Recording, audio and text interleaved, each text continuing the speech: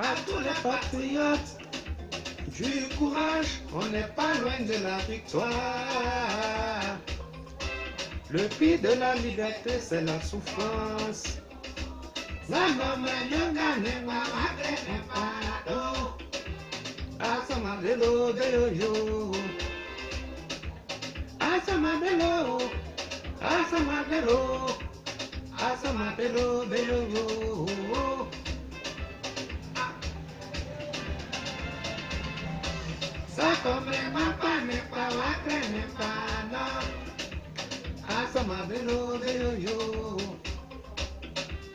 Résistons, résistons, car nous n'avons qu'un seul pays. La Côte d'Ivoire, le Cameroun, pas la Côte d'Ivoire.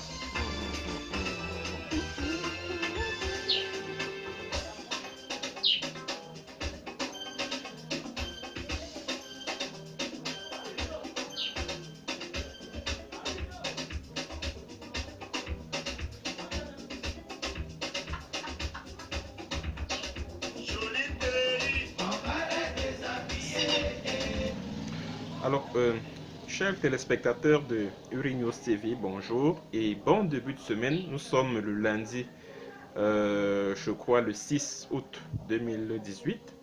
Alors, Michel Biemton, web journaliste camerounais, toujours à votre service pour ensemble avec vous dénoncer les violations des droits humains au Cameroun. Fournir également l'actualité des droits humains au Cameroun et en Afrique. Alors, ce jour,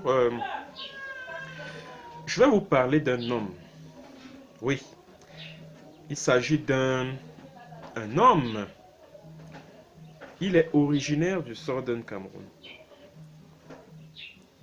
C'est un monsieur que les Camerounais connaissent bien. C'est-à-dire que dans les années 80-90, c'est quelqu'un qui faisait dans des activités pas très catholiques, qui lui ont d'ailleurs valu la prison à Douala, la prison de New Bell. Puis après, parce qu'il a posé pas mal d'actes politiques en faveur du régime de Paul Biya, parce qu'il faut relever qu'il est originaire de la même région que Ni John Frunzi. Ni John Frunzi, qui au début des années 90 était le leader de l'opposition au Cameroun. Alors, parce qu'il a pris un certain nombre de risques dans cette zone qui était largement acquise au SDF, Paul Biya a décidé de le propulser vers la cime gouvernementale. Bon, il a occupé pas mal de fonctions, il a été chargé de mission à la présidence de la République.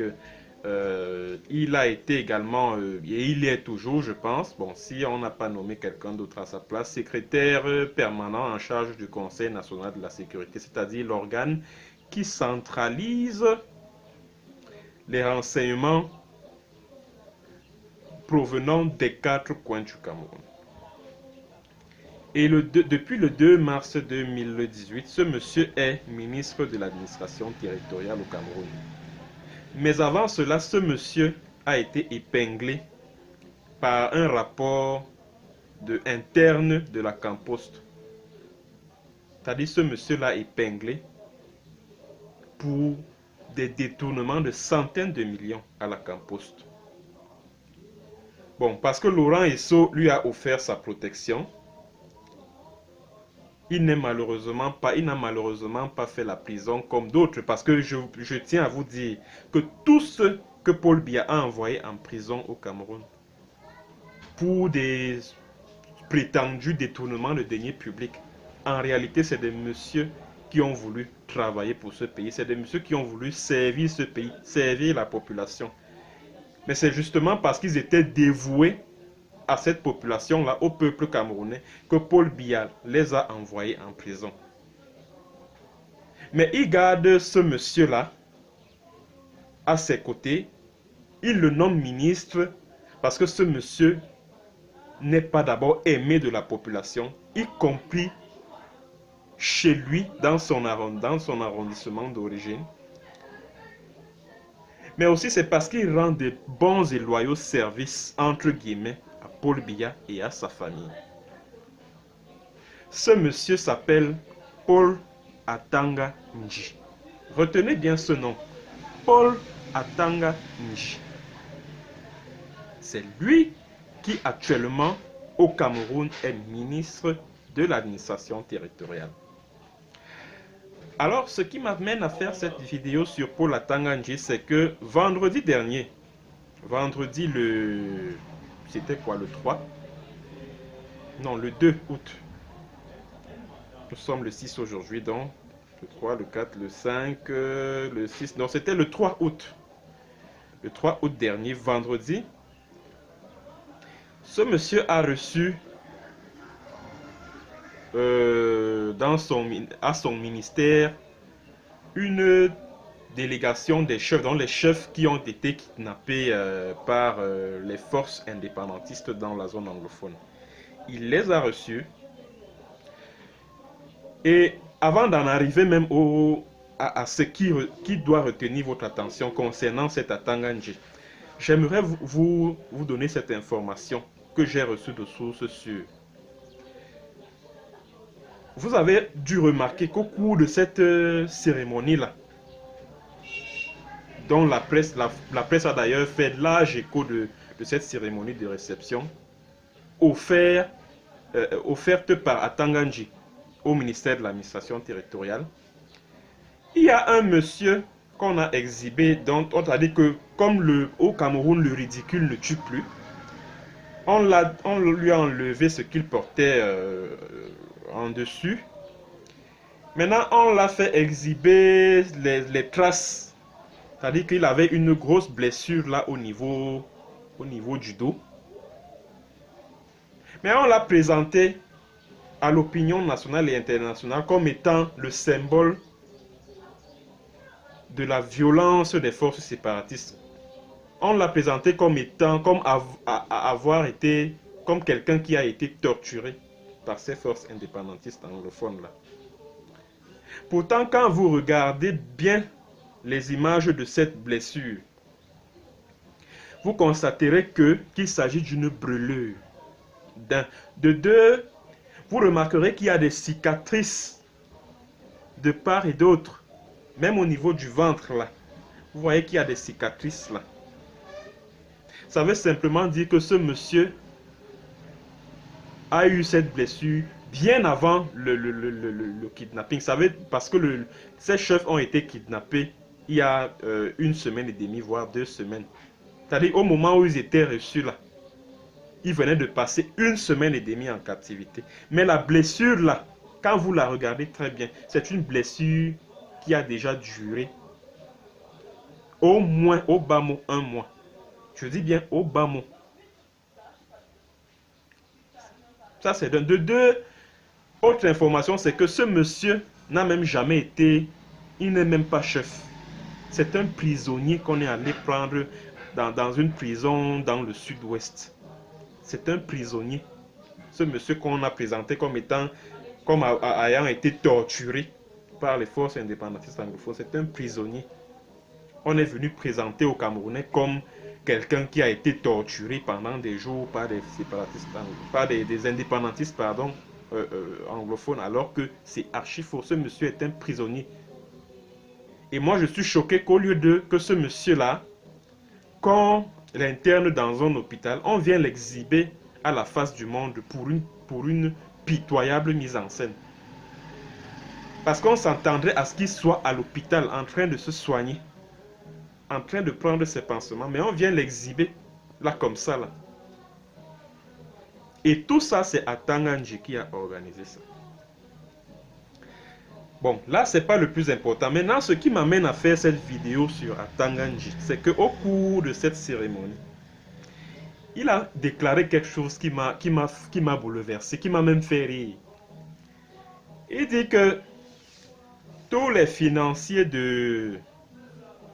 Bon, il a parlé de terroristes, mais moi je vais parler des indépendantistes anglophones. Tous les financiers de ces indépendantistes-là sont déjà identifiés. et que l'avion qui a ramené les Sisiku Ayuk Tabe et autres là, en janvier, le même avion ira les chercher partout où ils se trouvent et les ramener au Cameroun, où ils répondront de leurs actes devant les institutions judiciaires.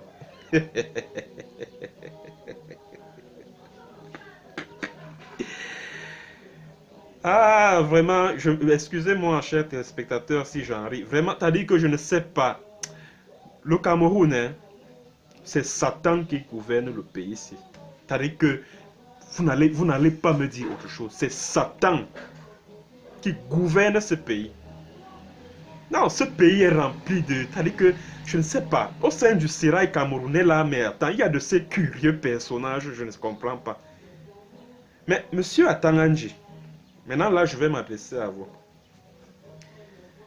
Monsieur Paul Atanganji, ministre de l'administration territoriale au Cameroun, arrêtez de rêver. Arrêtez de rêver. Parce que vous, si la crise anglophone a pris les proportions qu'elle a aujourd'hui, c'est à cause des gens comme vous. C'est à cause de vous. Ok? C'est vous qui êtes à l'origine du pourrissement de la situation chez vous, dans la zone anglophone. Ok?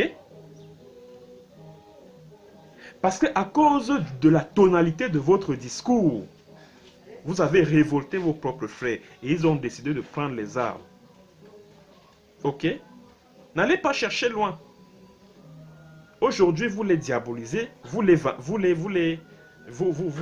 peignez en noir et pourtant c'est vous qui les avez poussés à la révolte de par votre discours. Votre discours martial. Vous les avez poussés à prendre les armes. C'est des gens comme vous. Vous dites que ces personnes sont identifiées. mais monsieur Atanganji, vous pensez que le FBI n'est pas au courant, ne connaît pas les adresses de tous les activistes anglophones qui sont aux États-Unis?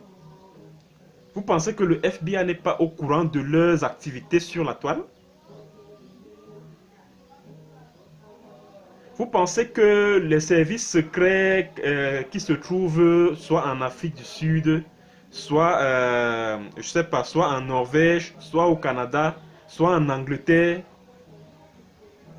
les services secrets que l'on retrouve dans tous ces pays-là ne sont pas au courant des activités de ces jeunes qui se battent pour reconquérir une liberté, une indépendance qui leur a été volée pendant 57 ans? Vous pensez que les autorités des pays où ces gens-là se trouvent ne sont pas au courant de ce qu'ils font, de ce qu'ils revendiquent, de ce qu'ils prennent? Vous dites qu'ils sont bien identifiés, mais effectivement, ils sont même très bien identifiés. Mais qu'est-ce que vous allez faire? Dites-moi ce que vous allez faire. Vous irez encore rencontrer les chefs des services secrets de ces pays-là avec des mallettes d'argent afin qu'ils kidnappent ces activistes anglophones-là, les gardent au secret pendant 2-3 semaines avant de vous les livrer. On vous a dit que le Nigeria, c'est l'Angleterre, c'est les États-Unis. Le Nigeria est même d'abord un pays corrompu. Il n'y avait que le Nigeria pour faire ce qu'il a fait en janvier là, avec les Sisiku Ayuk Tabe et autres. Pour de l'argent, ils sont prêts à kidnapper des gens, à les garder au secret pendant 2 ans avant de les livrer, sans même les juger. Ce n'est qu'au Nigeria. Vous pensez qu'en Europe, aux États-Unis, des choses pareilles peuvent se passer?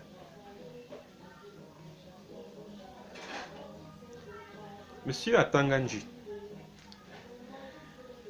vous dites que l'avion qui a ramené Sisiku Ayuk Tabe au Cameroun c'est le même avion ira les chercher aux États-Unis, en France. Bon, c'est vrai qu'il n'y a pas une solution parce que si en France, la France les aurait livrés parce que c'est la France qui est derrière Paul Biya. Dans la guerre contre les anglophones, c'est la France qui sponsorise ça, qui soutient ça. Donc, ces gars ne peuvent pas prendre le risque d'aller faire ça en France. Mais vous pensez qu'en Angleterre, là, en France, en Angleterre, aux États-Unis, en Norvège, au Canada, en Afrique du Sud, vous pensez que ces pays-là sont comme le Nigeria, où vous pouvez aller donner de l'argent aux services secrets, etc., à leurs autorités, afin qu'ils les quittent. Parce que c'est ce qui s'est passé. Monsieur Atanganji, vous pensez que vous êtes ministre de l'administration territoriale d'un État de droit? Le Cameroun, c'est un pays, ça? Vous pensez que vous êtes au service d'un État de droit? Vous pensez que les pays où ces activistes anglophones sont installés, là, les Mark Barretta, les Tapang Aivo, les Chris Ano, les Eric Tato, vous pensez que les pays-là, ces pays-là, vous considérez, vous là, votre pays là, le Cameroun là, considérez ce pays comme un État de droit? Si vous ne les corrompez pas, vous allez faire comment pour les avoir? Si vous ne leur donnez pas de l'argent, vous avez suffisamment d'argent pour payer les services secrets de tous ces pays-là. Vous avez suffisamment d'argent pour ça? Vous dites que vous avez lancé un mandat d'arrêt. Vraiment. Quel est le pays? Un pays sérieux ne peut pas exécuter un mandat d'arrêt international lancé par le Cameroun. Parce que le Cameroun, c'est un état de non-droit, c'est un état bananier. Où un individu est au pouvoir depuis 35 ans, c'est lui qui fait la pluie et le beau temps. C'est lui qui décide de qui doit mourir, c'est lui qui décide de qui doit aller en prison. Vous pensez que tous ces pays-là ne sont pas au courant, ne le savent pas? Honnêtement, vous pensez que ces pays ne le savent pas? Donc, monsieur Atanganji, arrêtez de rêver. Arrêtez de rêver. Vous êtes un rêveur, monsieur Atanganji. Vous êtes un rêveur. Parce que même le Nigeria qui vous a livré Siseko Ayoktabe. Mais attends, on s'attendrait, si c'était vraiment, si les choses étaient allées dans les normes, qu'est-ce que le Nigeria allait faire? Le Nigeria allait émettre une convocation à Siseko Ayoktabe. La police nigériane, la police judiciaire nigériane allait remettre... Écoutez-moi très bien, monsieur le ministre Atanganji, écoutez-moi bien. La police nigériane allait remettre une convocation à Siseko Ayoktabe, à Fongalafo, à Wilfred Tassang, à tous ceux qui ont été kidnappés, là, tous les leaders indépendantistes anglophones là. On allait les convoquer. Maintenant, ils allaient être entendus. Peut-être gardés à vue. Peut-être ils devaient comparaître libres au cours d'un procès. Et à l'issue de ce procès, les autorités judiciaires nigérianes allaient décider de la possibilité de les extrader au Cameroun ou pas. Si le Cameroun était un état de droit, les choses allaient se passer ainsi. Mais comme vous-même, vous et le gouvernement dont vous êtes membre, vous savez très bien que vous êtes un état de bandits, de voyous, un état voyou, un état bandit, vous avez opté par la corruption. Alors c'est de cette manière que vous avez réussi à mettre la main sur Siseko. Vous pensez que si vous aviez suivi la voie normale, même le Nigeria qui est un pays corrompu là, n'allait même pas, c'est-à-dire que n'allait même pas exécuter votre mandat d'arrêt international là. Encore que Femi Falama, qui est l'avocat de Maître Femi Falama, l'avait dit. Vous avez mis au défi de montrer, de produire le mandat d'arrêt international que vous avez lancé contre Siseko Ayoktabe et son client. Vous en avez été incapable. Si déjà au Nigeria, vous avez dû procéder de la sorte, c'est aux États-Unis, c'est en Europe que vous allez réussir, en Afrique du Sud que vous allez réussir. Sachez donc, monsieur le ministre, qu'aujourd'hui vous vous plaignez du terrorisme. Pourtant, c'est vous, c'est le discours que vous avez tenu dès le déclenchement de cette crise.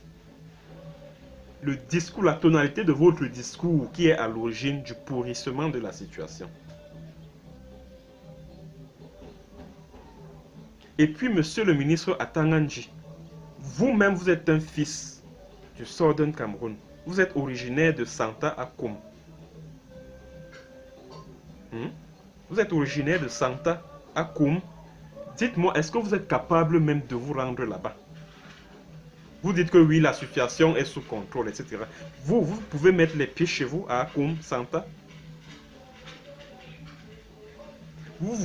Est-ce que vous êtes au courant qu'il y a des autorités administratives dans cette zone, préfets, sous-préfets, gouverneurs, qui ne peuvent même plus dormir là-bas à cause de votre radicalisme. Vous avez révolté les gens et maintenant, pour rétablir l'indépendance de leur territoire qui a été volé pendant 57 ans, ils sont obligés de se battre, quitte à inquiéter les autorités administratives qui y vivent. Le fait que les militaires désertent l'armée camerounaise, c'est la preuve que la situation est sous contrôle, M. Atanganji. Est-ce la preuve que la situation est sous contrôle? Vous gagnerez à être un peu plus modéré. Ce n'est pas en tenant le genre de discours que vous avez tenu vendredi passé là, que vous allez montrer à Paul Biya que vous l'aimez trop. Je suis désolé. Vous gagnerez à être modéré parce que à ce stade où nous sommes, il n'y a que le discours, le propos modéré qui peut ramener le calme. Or, vous êtes toujours là avec le ton martial. Oui, on va faire ceci. Ils seront poussés dans leur dernier retranchement. On va les chercher partout où ils se trouvent. Mais allez-y les chercher. Qui vous en empêche? Est-ce qu'ils ignorent les adresses des Tapan Aivo, des Marc Barretta et tout le tralala? Qui ignore là où ils se trouvent? Allez donc les chercher. Et vous pensez que même si vous mettez la main sur ces gens-là, vous aurez résolu la crise anglophone? Honnêtement, parlons sincèrement, monsieur Atanganji. Vous pensez que si vous arrêtez tout ce monde-là, vous aurez trouvé une solution à la crise? N'est-ce pas, vous pensez qu'en mettant la main sur Sissoko Ayoktabe, la crise était finie? Vous aviez touché en plein cœur, vous avez frappé en plein cœur des revendications ambazoniennes. Mais on s'est rendu compte que la situation est même devenue pire qu'avant l'arrestation de Sissoko Ayoktabe. Vous pensez que quand vous allez arrêter ces gens-là, ça va changer quoi? Quelque chose que les enfants, d'après des informations que j'ai en tant que journaliste, dans la plupart des familles dans le Southern Cameroun, les enfants chantent déjà l'hymne de l'Ambazonie. Certains jeunes gens dans cette zone veulent même intégrer ces bandes armées pour se venger, pour venger leur sœur qui a été violée, pour venger leur frère qui a été tué, pour venger leur famille qui est réfugiée au Nigeria. Parce que monsieur, ces jeunes n'ont plus rien à gagner, ils n'ont plus rien à perdre.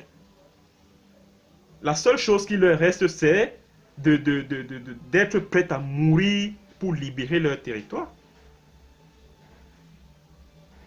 Alors que vous arrêtez que les pays où ces activistes anglophones-là se trouvent, vous les livrent. Qu'est-ce que cela aurait changé? Qu'est-ce que ça change? Qu'est-ce que ça change c'est-à-dire que dans un conflit qui est devenu pratiquement idéologique, nous sommes face là à une révolte populaire armée. Ce n'est plus une affaire de quelques individus, comme j'entends souvent certains d'entre vous la dire que on va les écraser, vous allez balayer tous ceux qui vivent dans le Southern Cameroun. C'est devenu une affaire populaire. Cette guerre-là, dont vous êtes à l'origine. Parce que moi, je n'encourage pas ça, c'est vrai, parce que je suis partisan de la violence. Mais ce que je dis, c'est que c'est des gens comme vous, Paul Atanganji, qui sont à l'origine de ce qui se passe actuellement dans le Southern Cameroun. C'est vous. C'est des gens comme vous. Alors vous gagnerez à être un peu plus modéré pour que la paix revienne dans le Southern Cameroun. Vous gagnerez à être un peu plus modéré. Monsieur le ministre Atanganji, vous gagnerez à être un peu plus modéré, à être plus pondéré dans le discours. Parce qu'en temps de conflit, il y a des discours qu'on évite de tenir en public.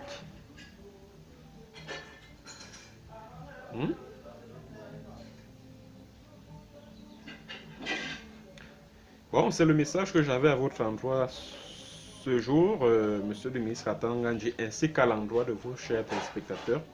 Bon, merci d'avoir écouté cette vidéo. Partagez-la au maximum. Et puis, encore une fois, bon début de semaine et à bientôt.